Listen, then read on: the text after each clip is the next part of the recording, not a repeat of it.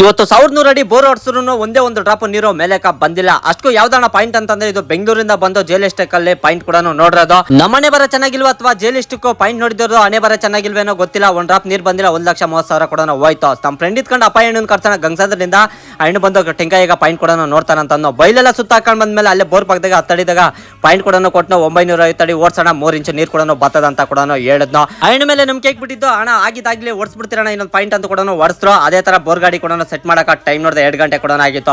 ಹಳೆ ಬರಾಗ ನೀರ್ ಬಂದು ಪೈಲೂರ್ ಆಗೈತೆ ಅಂದಲ್ಲ ಜೇಲಿಸ್ಟಿಕ್ ಅಲ್ಲಿಗೆ ಹೋಗಿ ನೋಡಿದ್ರೆ ಟೆಂಕಾಯಿ ಮೇಲೆ ಕೂಡ ನಿಂತ್ಕೊಂಡಿಲ್ಲ ಅಣ್ಣ, ಇದು ಪಾಯಿಂಟ್ ಕೊಟ್ಟಿದೆ ಸರಿ ಇಲ್ಲ ಅಂತ ಕೂಡ ಹೇಳಿದ್ನು. ನೀವು ಕೇಳ್ಬೋದು ಏನಣ್ಣ ಎಲ್ಲರೂ ಪಾಯಿಂಟ್ ನೋಡ್ಬೋದಂತ. ಎಲ್ಲರೂ ನೋಡಕ್ಕಾಗಲ್ಲ, ಯಾರು ನೋಡ್ಬೇಕು ಅವರೇ ಕೂಡ ನೋಡ್ಬೇಕು. ಅದೇನು ಸೈಕಲ್ ಅಲ್ಲ ಎಲ್ಲರೂ ತುಳಿದ್ಬಿಟ್ಟು ಒಂದೊಂದು ರೌಂಡ್ ಹಾಕಕ.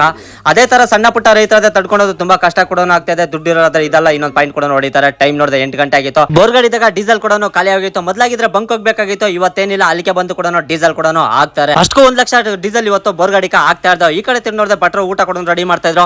ಮಳೆ ಅಂದಿರ ಬಿಸಿಲಂದಿರ ಪಾಪ ಇವ್ರು ಅಲ್ಲೇ ಬೋರ್ ಗಾಡಿ ಹತ್ರ ಊಟ ಮಾಡ್ಕೊಂಡು ತಿಂತಾರೆ. ಪಾಪ ತುಂಬಾ ಕಷ್ಟ ಕೂಡ ಇಡ್ತೈತೆ ಇವ್ರಕ.